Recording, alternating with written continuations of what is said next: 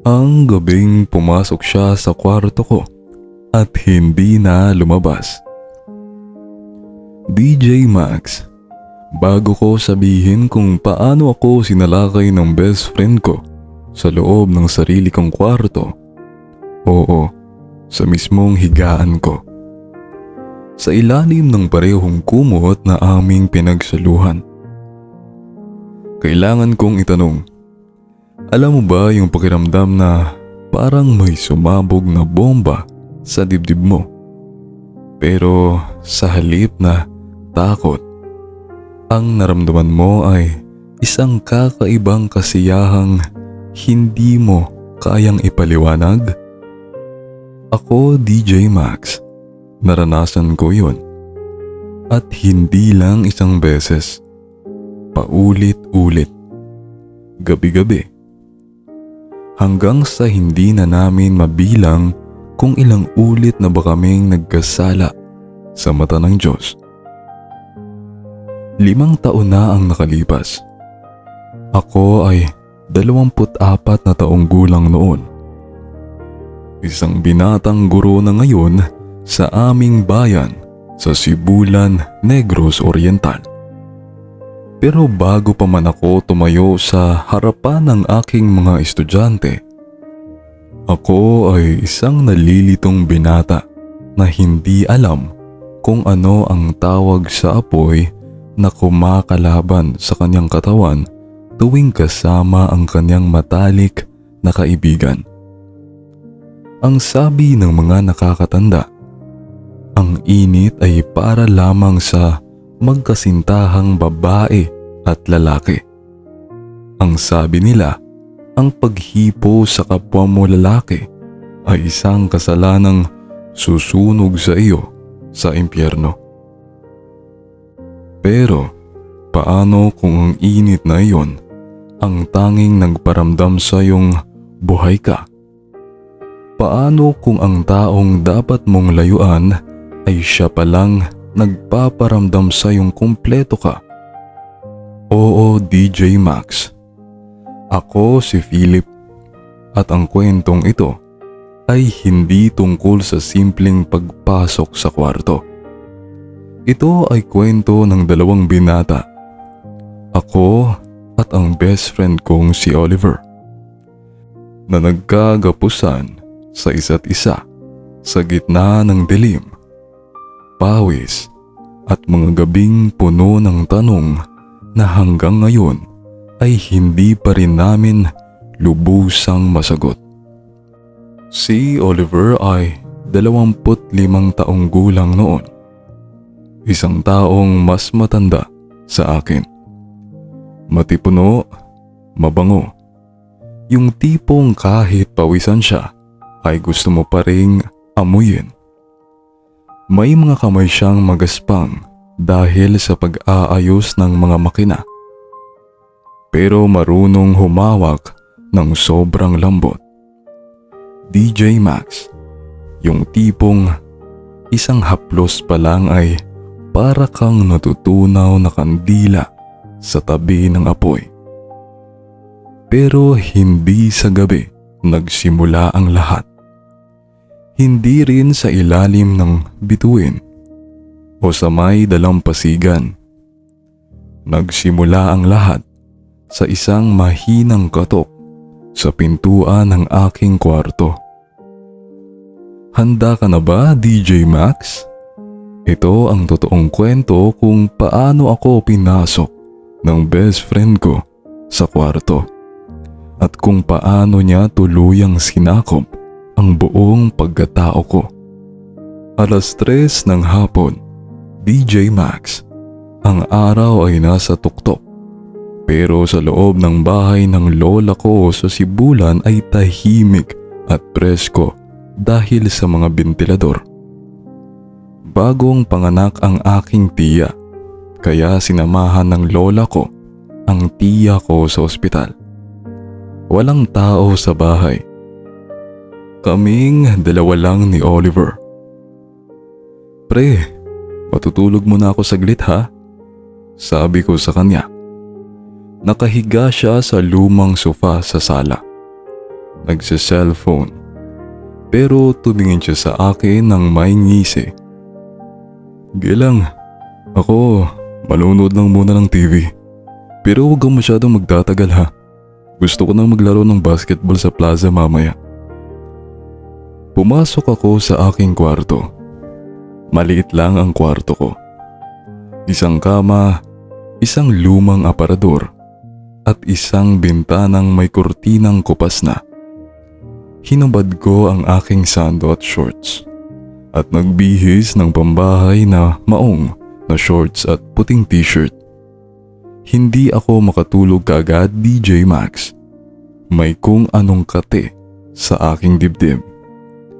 Isang init na hindi ko maintindihan kung saan nanggagaling.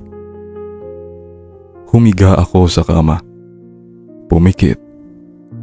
Pero imbis na antok ang dumating, mas lalong gumising ang aking imahinasyon. Naalala ko kasi ang isang eksena sa pelikulang napanood namin ni Oliver noong isang linggo. Yung may dalawang karakter na naghahalikan sa ilalim ng ulan. Basa ang kanilang mga damit, magkadikit ang kanilang mga katawan. Hindi ko alam kung bakit, pero sa isip ko, pinalitan ko ang mga mukha nila. Ang nasa harapan ko ay si Oliver. At ako ang nasa kabilang dulo ng halik na yun. Nagising ako sa katotohanang ang kamay ko ay nasa may bandang aking baywang na. Hindi ko sinasadya sa una, DJ Max.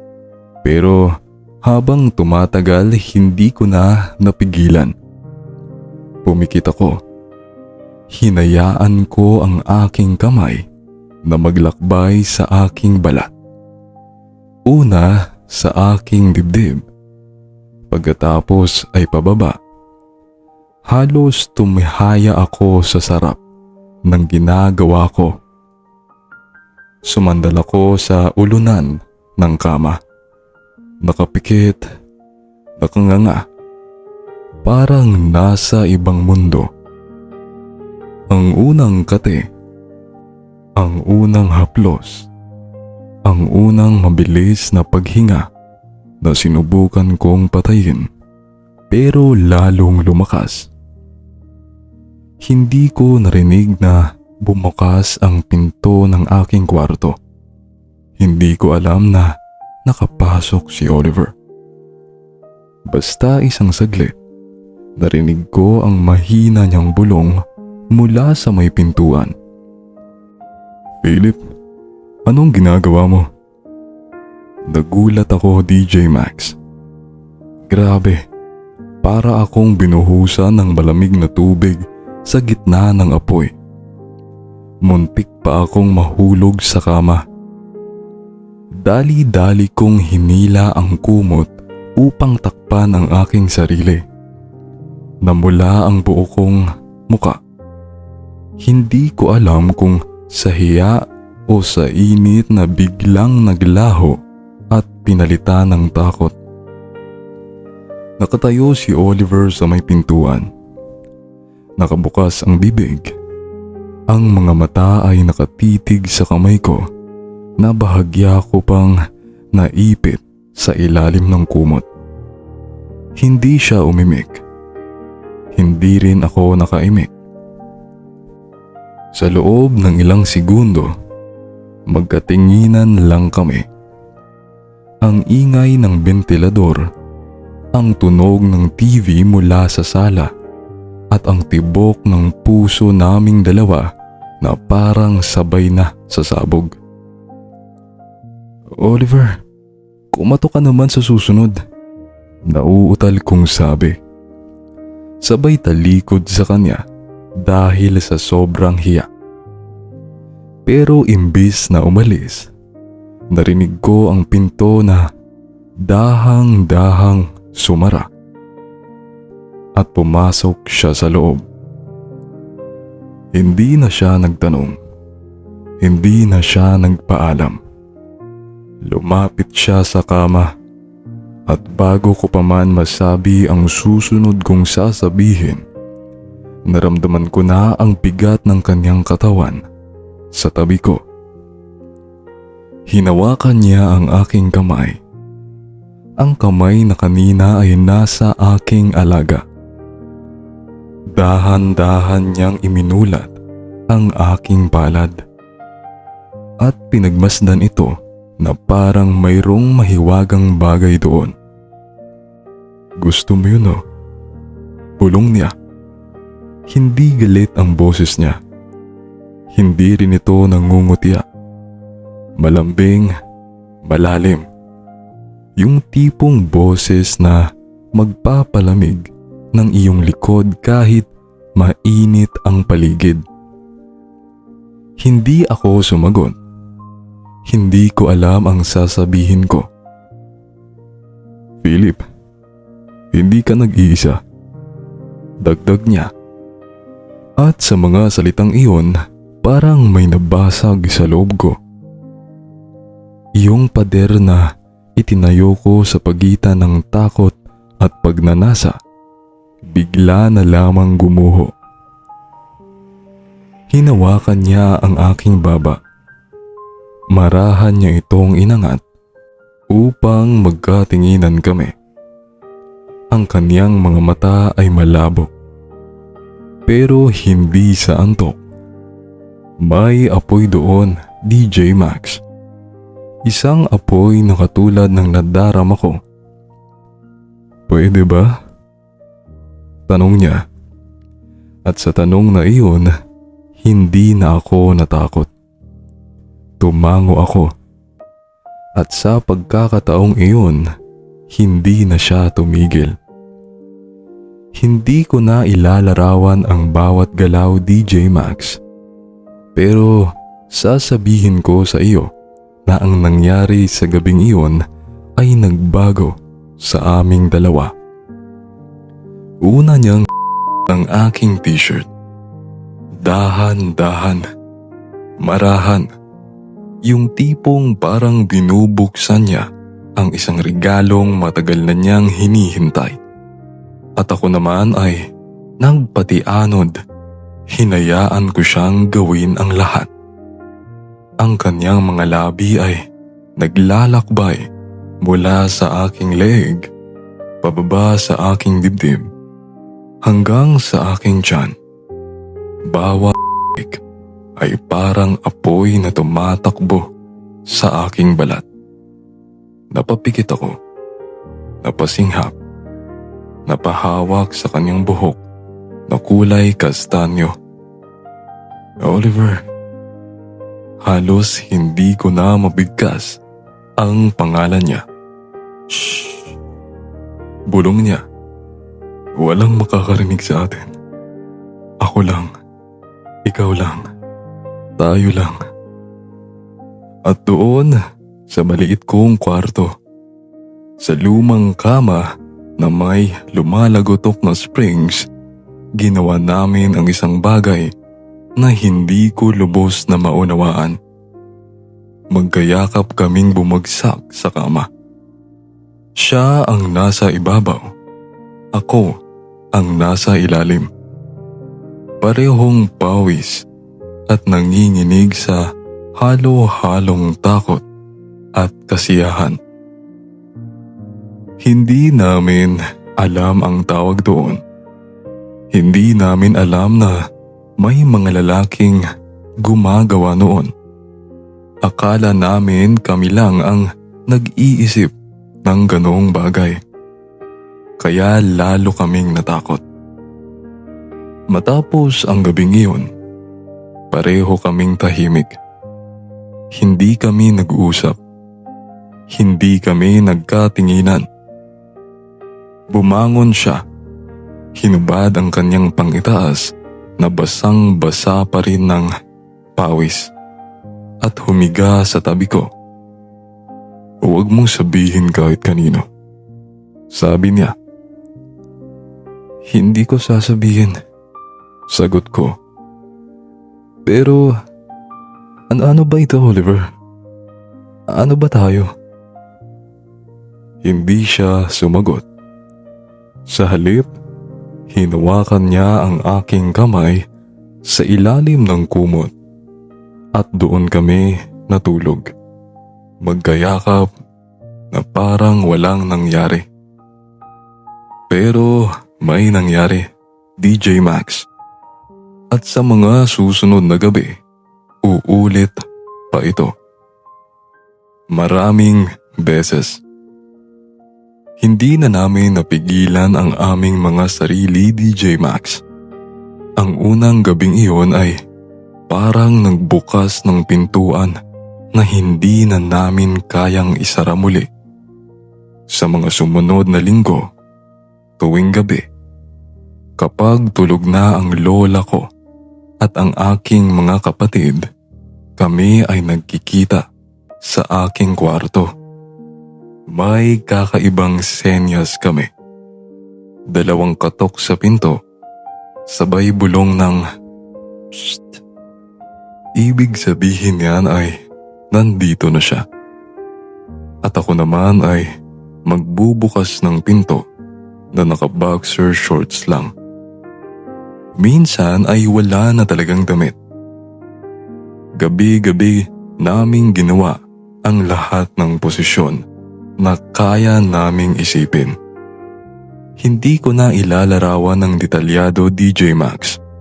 Pero isa lang ang masasabi ko. Sobrang init. Ang init ng kanyang katawan sa ibabaw ko. Ang init ng aming mga labi na naghahanap sa isa't isa. Ang init ng mga kamay na gumagapang sa bawat pulgada ng aming mga balat.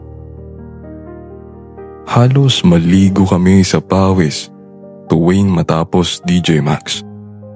Yung tipong kailangan naming maligo ulit bago matulog para hindi halata. May mga gabing siya ang nasa likuran ko. Yakap na yakap niya ako mula sa likod. Ang kanyang baba ay nakapatong sa aking balikat. Ang aking leeg, ang aking tainga, ang aking pisngi.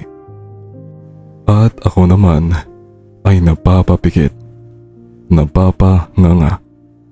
Hinahayaan siyang gabayan ang aking katawan sa ritmong hindi ko alam kung saan nanggagaling. May mga gabing ako ang nasa ibabaw. Ang aking mga kamay ay nakapatong sa kanyang dibdib. Ang aking mga binti ay nakayakap sa kanyang baywang. Siya ay nakatingin sa akin ng may ngiting mapang-akit. At ang kanyang mga kamay ay nakahawak sa aking bewang. Ginagabayan ako. Ganyan, dahan-dahan lang, bulong niya. Isang gabi, ramdam mo ba yan? Oo. Halos hindi ko na mabigkas. Sobra. At sa tuwing matapos kami ay magkayakap lamang sa kama. Tahimik, walang imikan, pero puno ng mga tanong. Takot kami, DJ Max. Takot na may makakita. Takot na maging iba ang tingin namin sa isa't isa. Kaya isang umaga, matapos ang isa sa aming mga gabing puno ng init, sinabi ko sa kanya, "Tigil na natin to, Oliver. Alam kong mali ito. Alam nating mali." Tumango siya. Hindi siya kumibo. Alam kong pareho kaming nalilito. Pareho kaming natatakot. Pero may kirot sa aming dibdib nang sabihin ko yun, DJ Max. Isang kirot na hindi ko alam kung ano ang tawag. At lumipas ang mga taon, pinilit naming ituon ang aming atensyon sa pag-aaral. Sabay kaming nagre-review sa library. Sabay kumakain sa kantin. Sabay umuwi. Pero hindi na kami muling nagkabalikan sa kwarto ko. Kahit na maraming gabi na halos mabaliw ako sa kakaisip sa kanya. Hanggang sa makatapos kami ng kolehiyo. Ako ang nagturo sa elementarya ng aming bayan bilang substitute teacher. Siya naman ay nag-automotive. Mekaniko ng malaking sasakyan sa isang pagawaan sa Dumaguete. Parang lumipas ang lahat. Nagkaroon ako ng kasintahang babae. Siya rin ay may nakarelasyon. Akala namin nakalimutan na namin ang isa't isa. Pero mali kami, DJ Max. Mali na mali. 5 taon ang lumipas, DJ Max. 5 taon kong sinubukang kalimutan si Oliver. 5 taon kong sinabi sa sarili ko na mali ang lahat ng nangyayari sa kwarto ko noon. 5 taon kong sinubukang maging normal. Nagkaroon ako ng kasintahang babae. Nagplano kaming magpakasal. Ginawa ko ang lahat ng inaasahan ng lipunan sa isang lalaking tulad ko. Pero tuwing gabi, kapag ako ay nag-iisa sa aking higaan, ang tanging bumabalik sa aking alaala ay ang init ng kanyang mga kamay sa aking balat. At ngayon, DJ Max, nakatayo ako sa harapan ng isang abandonadong bodega sa may pantalan ng Dumaguete. 11:00 ng gabi. Umuulan ng malakas. May dala akong isang bote ng rum sa isang kamay. At sa kabilang kamay ay isang liham na natanggap ko kaninang umaga. Isang liham mula kay Oliver. Philip, kung natatandaan mo pa ang gabing iyon, pumunta ka sa lumang bodega sa pantalan. 11:00 ng gabi. Isang beses lang ito. Magdadala ako ng inumin. Hindi ako dapat pumunta, DJ Max. Alam kong hindi ako dapat pumunta. May nobya ako. May trabaho ako. May reputasyon akong dapat ingatan. Pero heto ako. Basang-basa sa ulan. Nanginginig at hindi dahil sa lamig. Ang pinto ng bodega ay kalawangin at mabigat. Pinilit ko itong buksan at nang makapasok ako, isang mabahong amoy ng lumang kahoy at alikabok ang sumalubong sa akin. Halos walang ilaw maliban sa isang maliit na parol na nakasabit sa kisame at sa mga kidlat na kumikislap sa labas na pumapasok sa mga bitak ng bubong. At naroon siya, si Oliver. Nakatayo siya sa gitna ng bodega. Nakatalikod sa akin. Nakasuot ng itim na sando na basang-basa rin ng ulan. Kitang-kita ko ang mga litid ng kanyang likod. Mas matipuno siya ngayon kumpara ng huli naming pagkikita. Mas matanda, mas panganib. Oliver, tawag ko.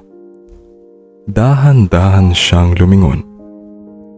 At nang magtama ang aming mga mata, DJ Max, para akong sinuntok sa dibdib.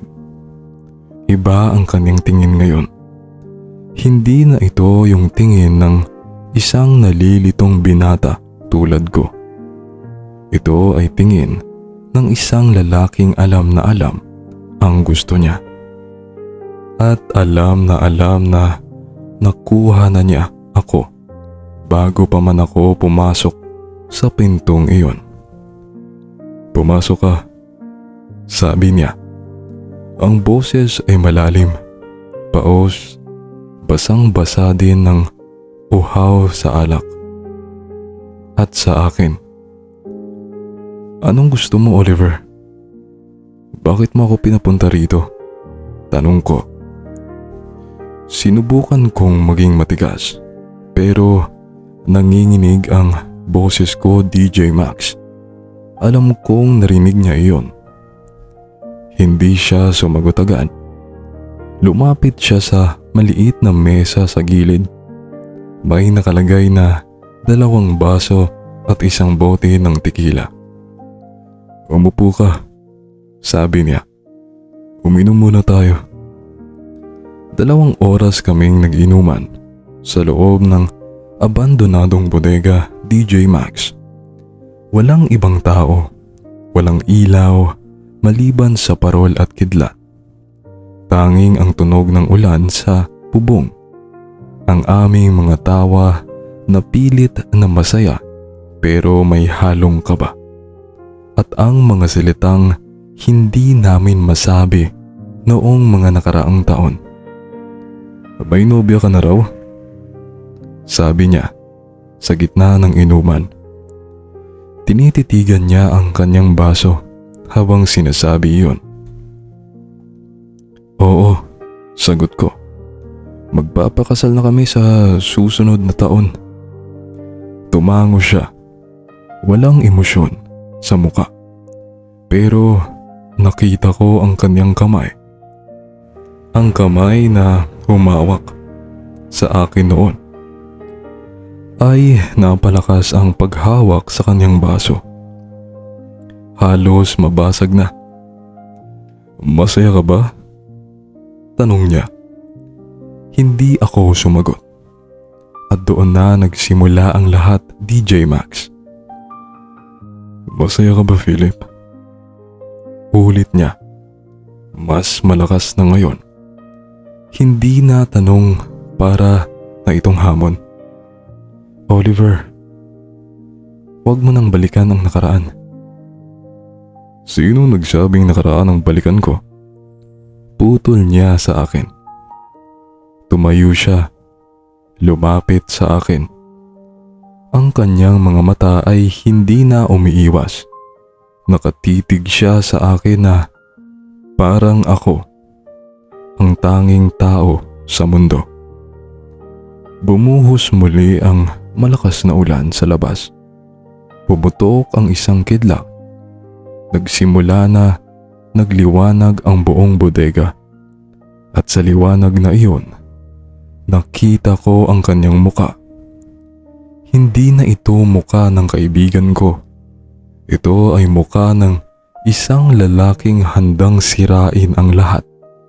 Ang kasal ko, ang reputasyon ko, ang bait ko. Para lang makuha ako muli.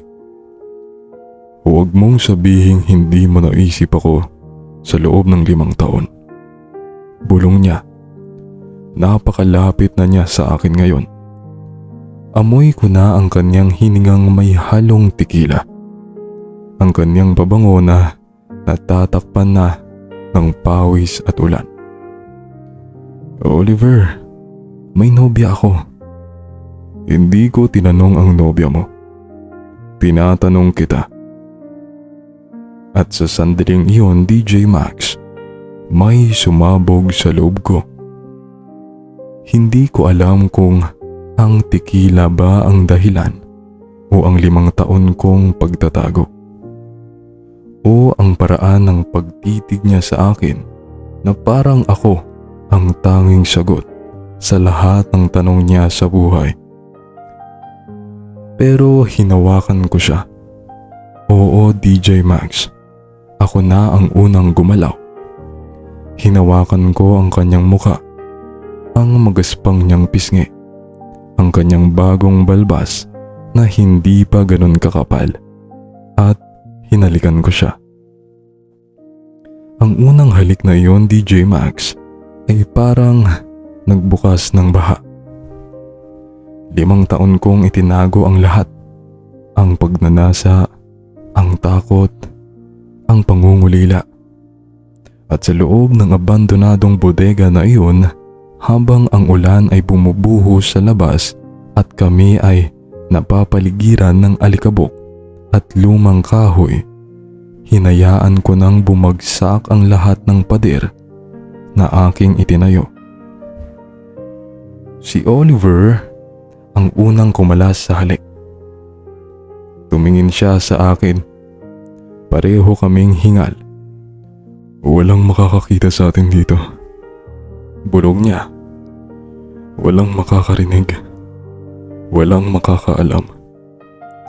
Tumango ako. Hindi na ako nag-isip. Hindi na ako natakot. Sa pagkakataong ito, DJ Max, hindi na kami sa kwarto ko.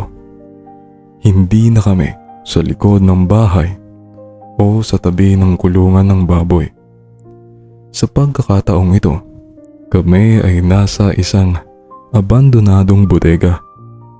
Sa gitna ng dilim, sa gitna ng bagyo, sa gitna ng isang bagyong hindi lang sa labas, kundi pati na rin sa loob ng aming mga puso. At ginawa namin ang lahat ng hindi namin nagawa sa loob ng 5 taon. Hindi ko na ilalarawan ang bawat detalye, DJ Max. Pero sasabihin ko sa iyo na ang gabing iyon ay hindi tulad ng dati. Dati ay puro takot, puro bulong ng baka may makakita sa atin. Puro mabilis ang galaw habang nakikinig kung may yumayabag sa pinto. Pero ngayon, DJ Max, wala nang takot. Naramdaman ko ang bigat ng kanyang katawan sa aking ibabaw. Mas mabigat siya ngayon. Mas matigas. Mas lalaki kumpara noong kolehiyo. Ang kanyang mga kamay ay mas magaspang na dahil sa 5 taong pagmemekaniko. Pero marunong pa rin siyang humawak ng malambot. Napakalambot, DJ Max. Hinalikan niya ang aking noo, ang aking mga mata, ang aking ilong, bago bumaba sa aking mga labi. Bawat halik ay may kasamang bulong ng miss na miss kita. Paulit-ulit, parang dasal, parang pagsisisi, parang pangako. Bakit ngayon ka lang? Tanong ko sa kanya sa gitna ng aming pagsasama. Habang ang kanyang katawan ay gumagalaw sa ritmong hindi ko makalimutan. Natakot ako, sagot niya. Natakot ako sa sarili ko. Natakot ako sa nararamdaman ko para sa iyo. At ngayon, tumigil siya. Tumingin sa akin. Ang kanyang mga mata ay basa. Hindi ko alam kung pawis o luha. Ngayon, wala na akong pakialam. At doon na kami nagpatuloy, DJ Max. Hindi na bilang 2 kaibigang nagkataon lang na nagkasama sa isang gabing puno ng alak. Sa pagkakataong ito, kami ay 2 lalaking sa wakas ay tumigil ng magtago. Madaling araw na nang huminto ang ulan. Nakahiga kami sa isang lumang banig na nakita namin sa sulok ng bodega. Ang aming mga damit ay nakakalat sa sahig. Basang-basa, punit-punit sa ilang parte dahil sa aming pagnanasa. Ang bote ng tequila ay walang laman na. Si Oliver ay nakahiga sa aking tabi. Ang kanyang braso ay nakapulupot sa aking baywang. Ang kanyang ulo ay nakapatong sa aking dibdib. Wala kaming imikan. Tanging ang tunog ng aming mga pahinga na paunti-unting bumabalik sa normal at ang mga ibon sa labas na nagsisimula ng umawit. Philip, sabi niya, basag ang boses. Uuwi na ako ng Cebu mamayang tanghali. Nanlamig ako, DJ Max. Kahit na mainit pa ang kanyang katawan sa tabi ko, bigla akong gininaw. Bakit? Kailan ka babalik? Hindi siya sumagot. Sa halip, humigpit ang kanyang yakap. At doon ko naintindihan, hindi na siya babalik. Hindi na raw. Pero mali ako, DJ Max. At ang susunod na mangyayari ay hindi ko inaasahan. 3 buwan makalipas ang gabing iyon sa bodega. Nakatanggap ako ng tawag mula sa isang hindi ko kilalang numero habang ako ay nasa faculty room. Nag-check ng mga test paper ng aking mga estudyante.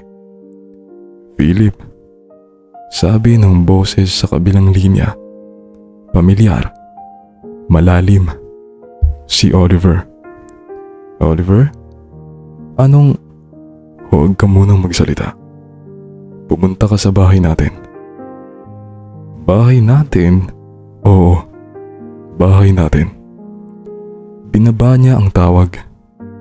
Sumakay ako agad ng tricycle, DJ Max. Hindi na ako nag-impake. Hindi na ako nagpaalam sa nobya ko. Hindi ko na alam kung ano ang gagawin ko. Alam ko lang na kailangan ko siyang makita. Pagdating ko sa address na sinabi niya, natagpuan ko ang isang maliit na bahay sa gilid ng bukid, malapit sa dagat. Kulay asul ang pintura nito. May nakatanim na mga sunflowers sa harapan.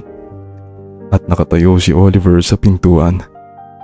Naka-white t-shirt, naka-shorts, nakangiti. Umuwi na ako, sabi niya.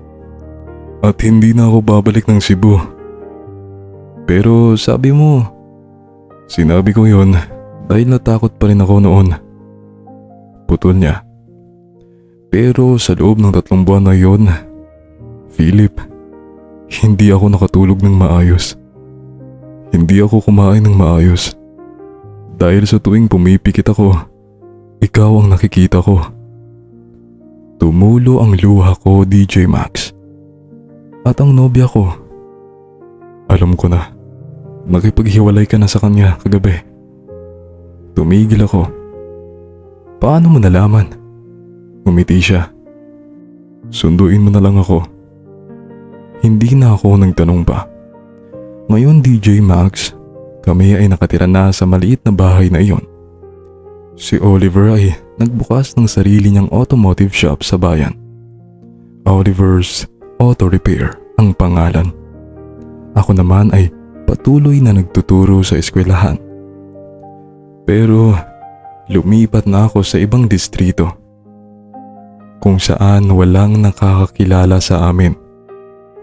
Tuwing gabi, bago matulog, magkahawa kamay kaming tumitingin sa kisame ng aming kwarto. Hindi na kami nagtatago, DJ Max. Hindi na kami natatakot.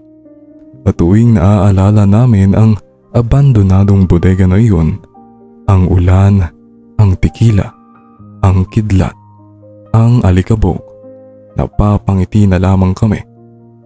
Dahil doon nagsimula ang lahat ng ito. Doon namin natagpuan ang isa't isa muli. At doon namin napagtanto na kahit anong sabihin ng mga nakakatanda, kahit anong tawag nila sa aming pagmamahal, kasalanan man o hindi, wala na kaming pakialam. Ang mahalaga, DJ Max, ay magkasama na kami. Sa wakas, yun na yun, DJ Max. Yun ang kwento kung paano ako pinasok ng best friend ko sa aking kwarto noon at kung paano niya ako muling pinasok sa isang abandonadong bodega makalipas ang 5 taon. Paano niya tuluyang binuksan ang pinto ng aking puso at hindi na ito muling isinara. Salamat sa pakikinig, Philip.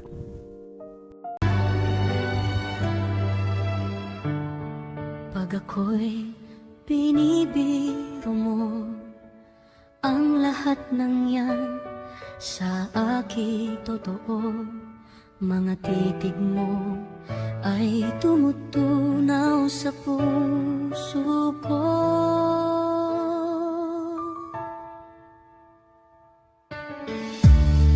Pag ako'y nasa tabi mo, ay kay lakas ng kaba sa dibdib ko.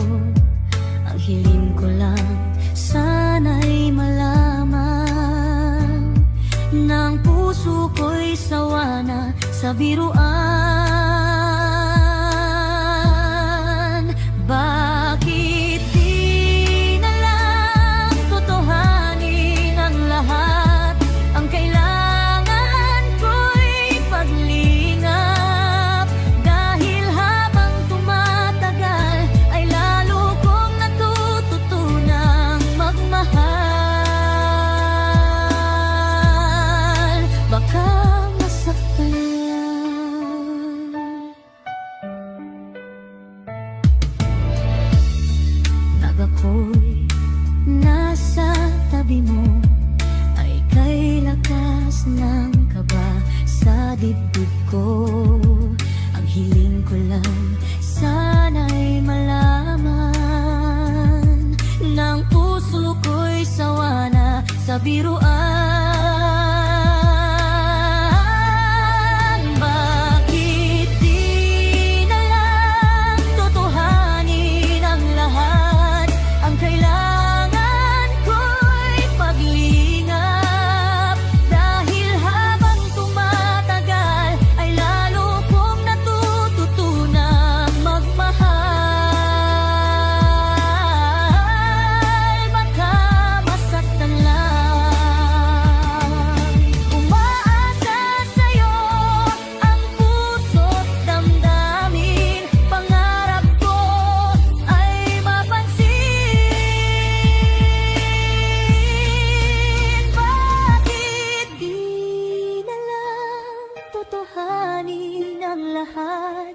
Ang kailangan ko'y paglingap, dahil habang tumatagal ay lalo kong natututunang magmahal. Bakit di na lang totohanin ang lahat?